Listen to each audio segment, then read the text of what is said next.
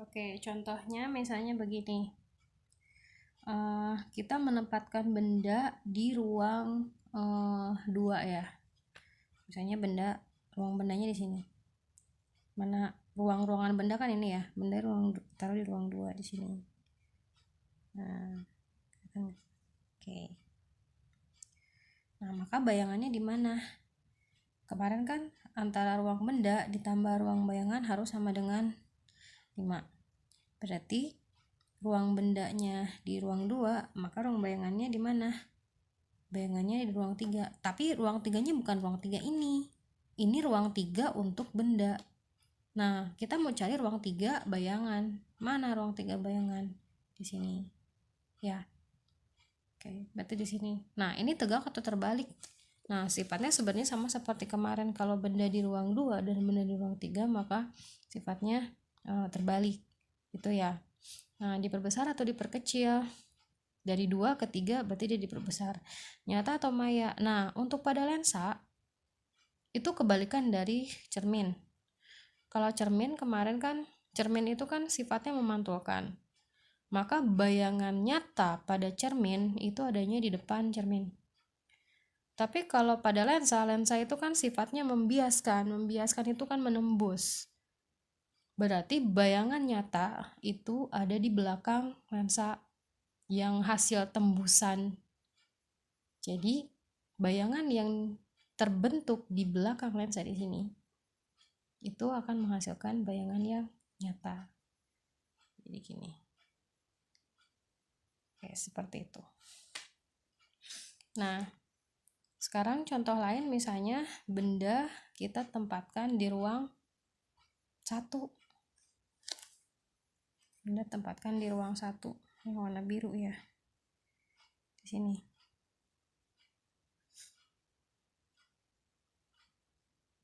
Oke. Benda di ruang 1. Maka bayangan di mana? Bayangan di ruang 4. Tapi bukan ruang 4 ini. Ruang 4 untuk bayangan. Ruang 4 untuk bayangan itu kan di area ini. Tuh ya. Ingat ya, ini bukan berarti harus selalu ke bawah. Enggak, ini satu ruangan segini. Ya. Dari 1, kalau bayangan terletak di ruang 1 sama ruang 4 itu kan hasilnya kan tegak ya. Berarti ini tegak sifatnya maya atau nyata. Nah, ini kan bayangan terbentuknya di sini. Dia kan nggak hasil tembusan ya. Jadi kayak mantul, maka di sini akan sifatnya maya dan diperbesar. Diperbesar karena dari 1 ke 4 besar. Nah, kayak gitu ya. Oke, sekarang boleh nggak Bu benda disimpan misalnya di di belakang lensa? Sebenarnya kalau misalnya pada lensa itu nggak ada istilah di belakang lensa. Jadi karena depan belakangnya itu sama, jadi tidak ada istilah sebenarnya untuk ruang benda pada lensa cembung itu tidak ada di ruang 4 gitu. Kalau misalnya ditaruh bendanya di sini, maka otomatis di sini akan menjadi ruang 1, ruang 2, ruang 3, dan ini ruang 4. Kayak gitu dan seterusnya. Itu ya. Lanjutkan yang giliran lensa cekung ya. Ini untuk ruang benda pada lensa cekung itu peluangnya cuma ada satu ruang. Ini doang, ruang 4. Karena ruang 1, ruang 2, ruang 3-nya di belakang lensa. Nah, kemudian untuk ruang bayangannya, ruang bayangannya di depannya ada 3. Ini ruang 1, ruang 2, ruang 3, ruang 4.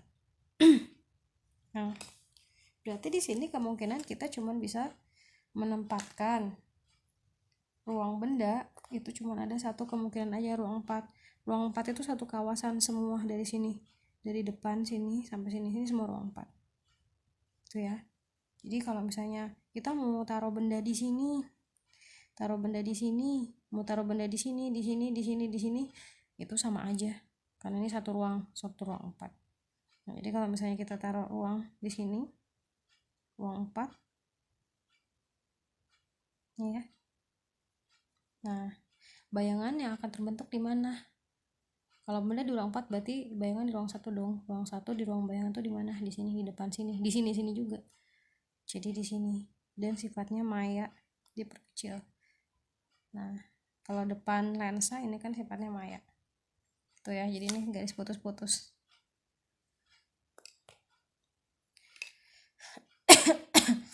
Nah, gimana kalau misalnya benda taruh di sini? Taruh aja deh. Ini taruh di sini. Bayangannya di mana? Bayangannya juga di sini juga. Putus-putus. Gitu, di ruang 1. Kalau bendanya di sini gimana? Ini di belakang agak jauhan deh. Mana tadi bukan yang biru? Oh, ketemu.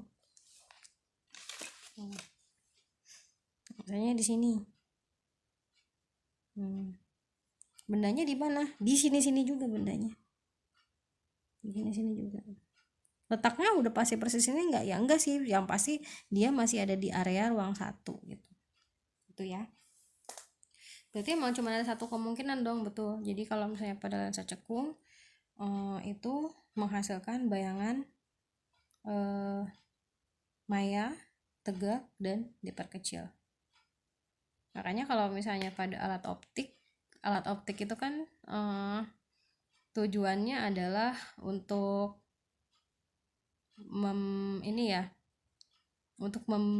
membuat bayangan menjadi lebih besar gitu kan. Seperti misalnya kaca pembesar, lup, kemudian mikroskop, dan kemudian teleskop gitu kan. Itu kan sebenarnya benda itu kan berfungsi untuk bayangan itu membuat terlihat lebih besar gitu kan. Maka tidak akan ada alat-alat tersebut menggunakan lensa cekung, pasti menggunakan lensa cembung, karena yang bisa menghasilkan bayangan yang nyata, diperbesar walaupun terbalik gitu kan, yang pasti diperbesar dan nyata. Jadi seperti itu. Sekarang bagaimana persamaan untuk lensa ya. Jadi persamaan untuk lensa sebenarnya sama ya. Persamaan lensa itu sama seperti persamaan cermin, gak ada bedanya, dimana 1/f sama dengan 1/, ibu pakainya SI ya, ditambah 1/SO gitu, mana F itu adalah jarak fokus, SI itu adalah jarak bayangan, dan SO itu adalah jarak benda. Nah,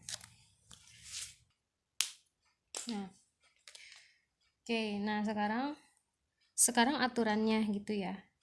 Gimana kita memasukkan nilai positif sama memasukkan nilai negatif. Nah, F kita masukkan nilainya positif itu kalau dia merupakan lensa cembung. Nah, F kita pakai nilai negatif itu kalau misalnya dia adalah lensa cekung. Oke, kemudian untuk SI itu kan jarak bayangan.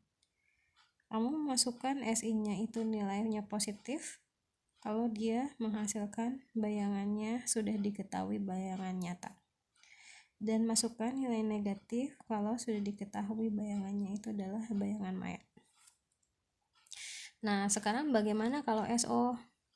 Kalau SO itu nggak ada negatif, dia selalu positif karena perjanjiannya kita selalu ditaruh di depan lensa itu ya. Makanya kita tidak ada menaruh SO bernilai negatif, atau dengan kata lain di belakang lensanya gitu ya. Nah, sekarang perbesaran, kita punya rumus perbesaran M atau magnitude, itu kita bisa dapat dari SI/SO ya, atau juga bisa kita dapat dari HI/HO.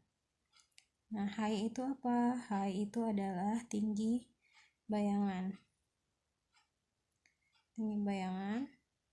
Kemudian HO itu apa? HO itu adalah tinggi benda. Nah, tuh kira-kira rumusnya cuma ini aja.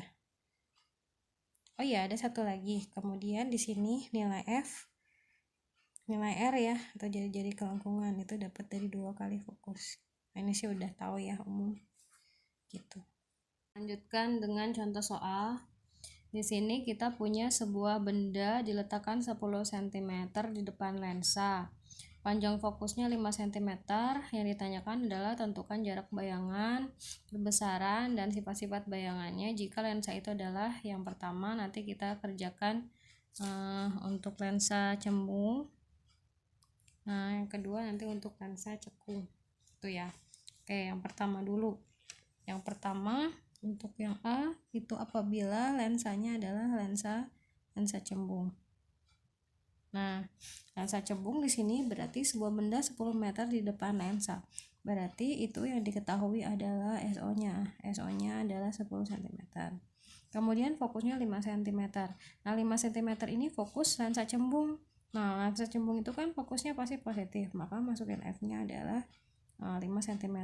Itu ya, jadi tanpa ngasih tanda-tanda negatif. Nah, yang diketahui yang ditanyakan jarak bayangannya berapa. Oke. Nah, sekarang kita mau cari SI. Nah, kita pakai persamaan yang lensa tadi 1/F sama dengan 1/SI ditambah 1/SO. Oke, kita masukin dulu ya. 1/5 sama dengan 1/SI 5 ditambah 1/10. Berarti buat dapat 1/SI sama dengan 1/5 dikurangi 1/10.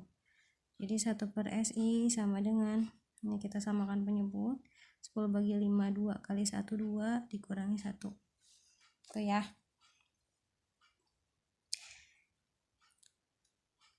Nah, ini kan berarti SI-nya 10, SI-nya berarti SO-nya kan 10, SO-nya berarti di ruang di sini. Bukan di ruang mana-mana, dia pasti jari-jari kelengkungan. Berarti bayangannya juga pasti di jari-jari kelengkungan segini. Jadi bendanya ada di ruang berapa ini, nggak ada di ruang apa-apa. Ya pasti dia sama ya. Jadi kalau khusus untuk benda di jari-jari kelengkungan dia pasti sama. Berarti di sini langsung aja ya sifatnya. Sifatnya adalah nyata, terbalik, dan sama besar. Nah, maka di sini untuk menghitung perbesarannya SI per SO sama dengan SI-nya 10 cm, SO-nya juga 10. Oke, jadi perbesarannya 1. Itu ya. Nah, sekarang bagaimana kalau untuk yang B lensanya cekung? Lensa cekung SO-nya sama ya, 10 cm, tapi fokusnya negatif. Nah, SI-nya berapa? Ya. Oke. Kita masukin 1/F sama dengan 1/SI ditambah 1/SO. Berarti ini 1/-5 sama dengan 1/SI tambah 1/10. Berarti 1/SI sama dengan min 1/5 min 1/10 gitu ya. Oke. Nah, ini 10 min 2 min 1. Ini min 3/10. Jadi SI-nya sama dengan min 3,3 cm. Nah, min ini artinya apa? Itu ya.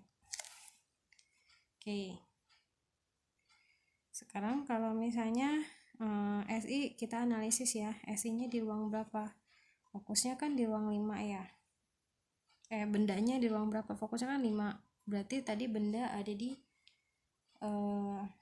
jari-jari kelengkungan. Maka di sini bayangannya di 3,3. Jadi kan lensa cekung itu kan cuma ada satu kemungkinan ya. Cuma ada satu kemungkinan ruang gitu kan. Berarti sifatnya